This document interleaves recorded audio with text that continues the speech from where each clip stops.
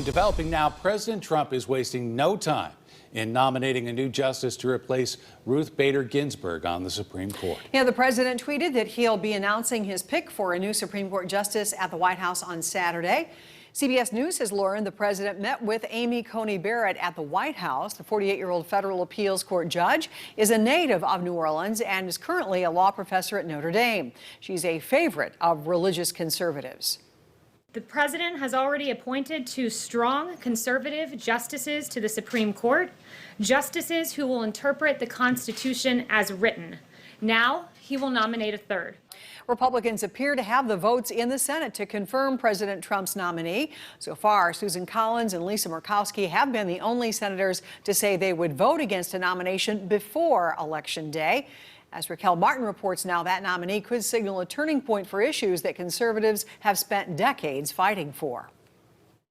I think we should move forward before Election Day. Missouri Republican Senator Josh Hawley says his party cannot miss the opportunity to confirm another conservative onto the Supreme Court. I pledged that I would support and fight for pro-Constitution justices. If I didn't do that now, or if I said no, we should wait, I don't know how I'd explain that to my own voters. Hawley says already one candidate on the president's shortlist stands out. I want to see a justice who understands the significance of Roe and understands why it's wrongly decided. I think, to answer your question, I think Amy Barrett certainly meets that standard. Abortion isn't the only issue the conservative court could determine.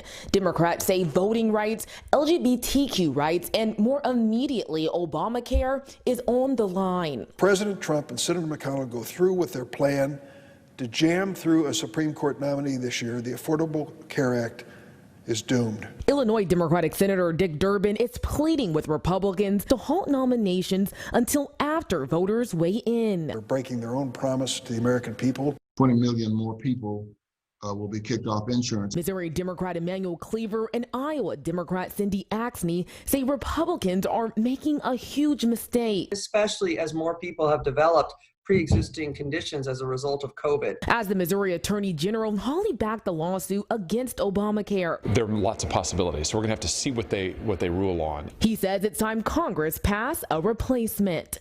In Washington, Raquel Martin.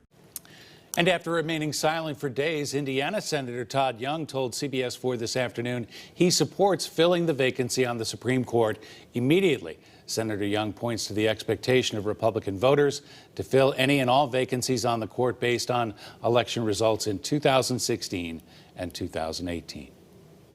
We will act because the American people want us to act. The people of Indiana in particular want me to act on this forthcoming nomination. There is much more on this story. We'll have complete coverage on the Supreme Court battle coming up tonight at 6 on the CBS Evening News with Norah O'Donnell. That newscast starts at 6:30 right here on CBS 4.